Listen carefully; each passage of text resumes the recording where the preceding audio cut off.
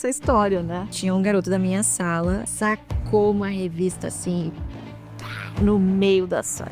A minha criação foi o seguinte, você sabe uma coisa que inclusive eu procurei mostrar para minha filha e ela seguiu.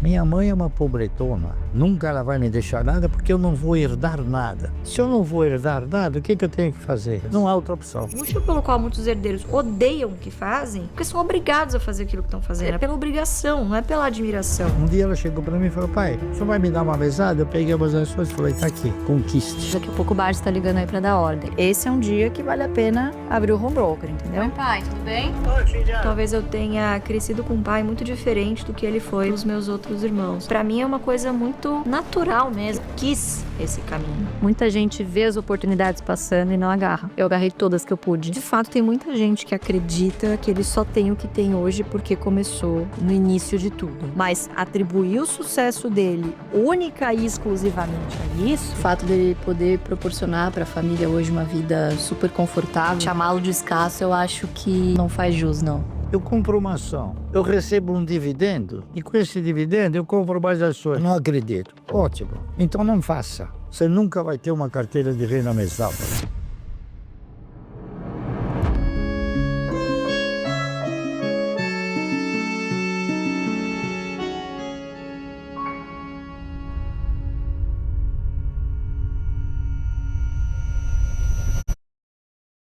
Oi, pai, tudo bem? Oi, filha. Talvez eu tenha crescido com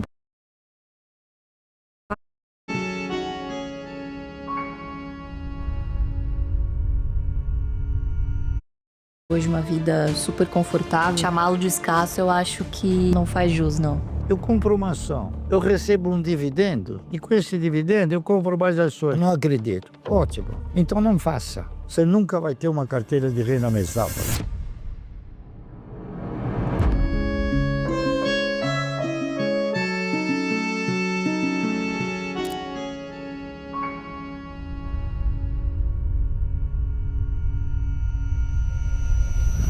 Meu pai morreu quando eu tinha 1 ano de idade. Minha mãe ficou viúva e minha mãe é uma imigrante. Então, coitada, trabalhou sempre para fazer que eu vivesse, né? Comesse tudo, vestisse. Eu morava num cortiço, mas num cortiço habitado por pessoas estrangeiras. Até que um belo dia eu falei, poxa, eu preciso ajudar minha mãe. Como é que eu faço? Eu não podia trabalhar. Então tinha um salão de danças. Eles adoravam o sapato de 2 cores. Eu falei, poxa, eu vou fazer o seguinte, eu vou começar a me especializar, limpar sapato de 2 cores, que aí eu vou ganhar uma graninha. Então fui ser engraxate. Até que um belo dia já não fui mais engraxate. Aí eu cresci e comecei a trabalhar de office boy, fui trabalhar no Instituto Medicamento Fontoura, de office boy, e num outro chamado Laboratórios Anacol. Fui me especializando, até que um belo dia, o presidente do Laboratórios Anacol, ele era um americano, o nome dele era Sir J. Patrick O'Brien. Eu cheguei para ele e falei, sou O'Brien, poxa, eu sou office boy, será que eu queria ganhar um pouquinho mais, não dá para... Aí ele me colocou para fazer nota fiscal. Naquela época, a nota fiscal fazia com a mão. Então eu fui fazer a nota fiscal, ficar com um calo no dedo, de tanto fazer a nota fiscal. E fui progredindo, fui, até que me formei em contabilidade, em 1958.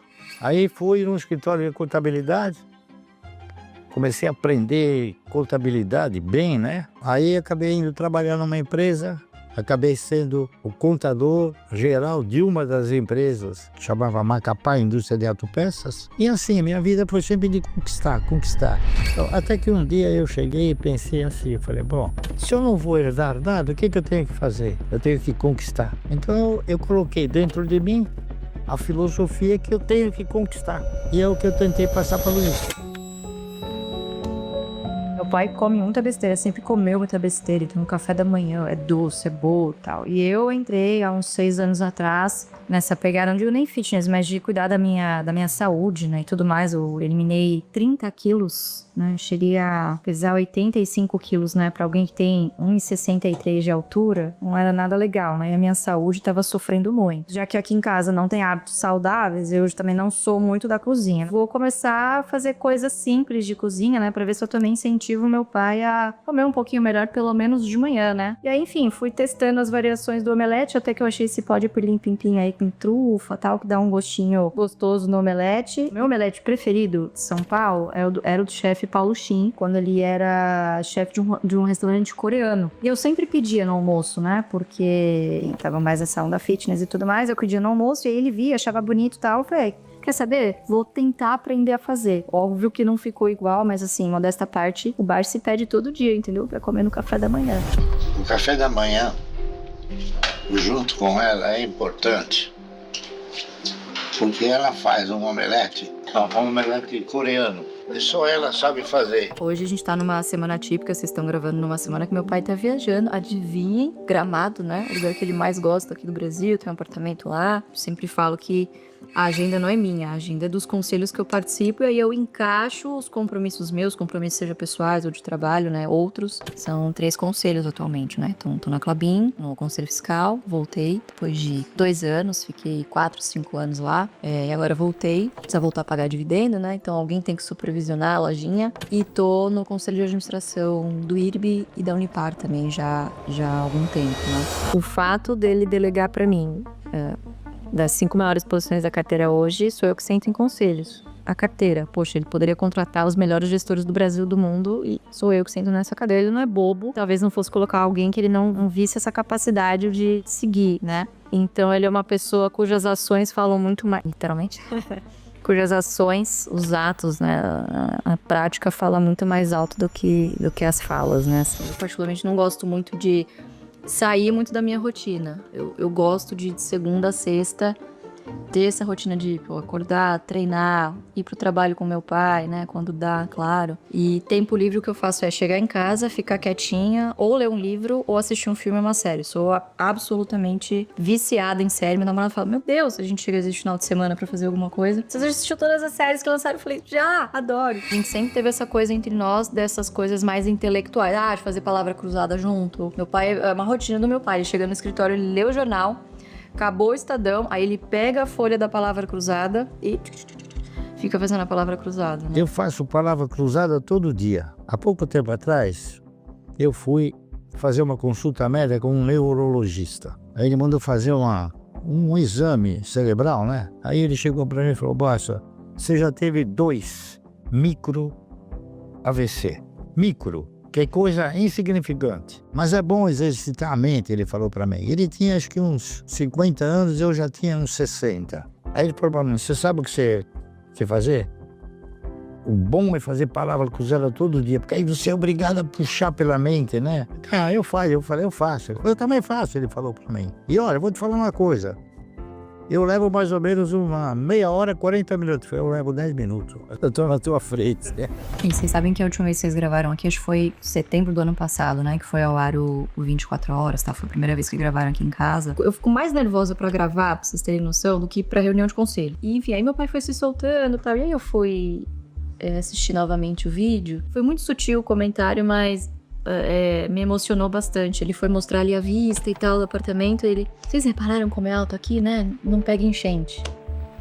Caramba, né? Assim, a pessoa é bilionária, já saiu da pobreza há tanto tempo, né? E um dos fatores que fez ele comprar esse apartamento é porque o lugar é alto e nunca vai ter enchente, né? Então a gente nunca sabe como a pobreza, né? Às vezes as pessoas julgam, poxa, o talher dele não é chique, a casa não é do arquiteto XPTO. Mas cada um tem uma prioridade, né? O palácio tá nos olhos de quem vê, né? Então acho que do lugar de onde meu pai veio, poxa, um apartamento desse, né? Quem poderia dizer, pô, um apartamento de quase 400 metros quadrados, 5 suítes, né? Então acho que o fato dele poder proporcionar pra família hoje uma vida super confortável, né? Não é a vida mais luxuosa como as pessoas imaginam, né? Mas chamá-lo de escasso, eu acho que, enfim, não faz jus, não, esse homem. Eu não me considero um cara rico. Cada um de nós tem um sentimento de riqueza. Rico é aquele que se contenta com o que tem. Eu sou pobre, porque eu não estou contente com o que eu tenho. Quero mais.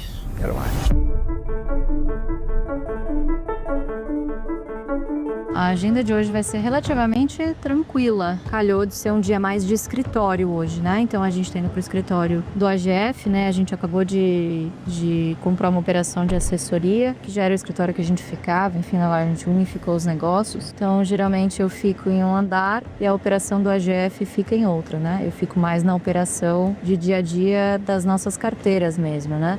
Então, estamos indo para o escritório, no centro de São Paulo. Na verdade, nunca trabalhei em nenhum outro lugar que não fosse no centro. Meu primeiro estágio também foi no centro, na Ordem dos Economistas.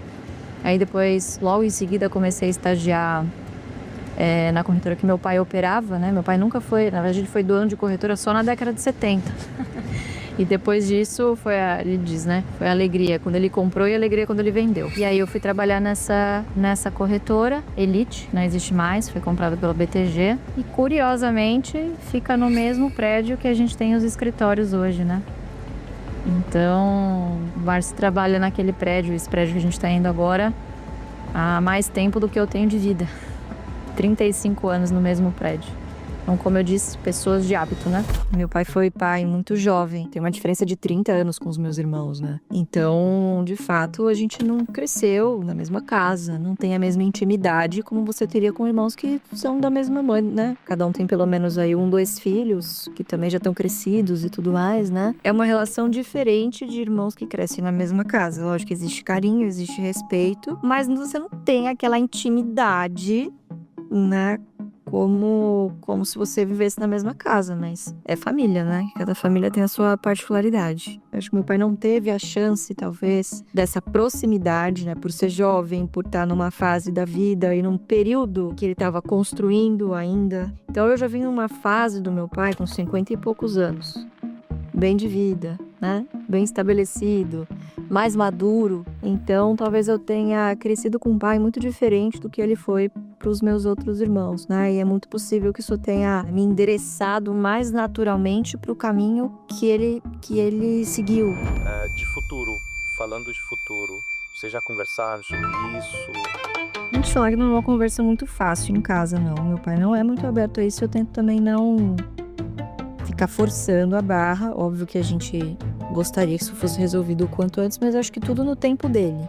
Acho que mais do que se preocupar, sei lá, com o imposto que vai pagar, é com a perenidade do patrimônio, para que esse patrimônio não se dilapide. E claro que quanto mais unidos, eventualmente, os irmãos forem no futuro, maiores as chances de sucesso. Mas a gente sabe que nem sempre a realidade se planeja. Às vezes você deixa um planejamento sucessório e as coisas mesmo assim não acabam acontecendo do jeito que esse patriarca, que essa matriarca previu. Então eu sempre foquei muito em fazer a minha parte. A minha parte da minha mãe, eu sempre falei, pai, fica sossegado que a minha parte da minha mãe vai estar bem cuidada. O dia que você estiver aqui, você vai em paz que a sua missão, pelo menos aqui, foi cumprida, né? Assim, sinceramente, eu não acho que vai ter briga, meus irmãos já são bem mais velhos. Mas se a opção for cada um seguir pro seu lado, cara, paciência, né? Paciência. A gente se juntou para lançar o legado. Barsi, o que você acha do legado? Faz sentido investir no legado para quem quer melhorar como investidor?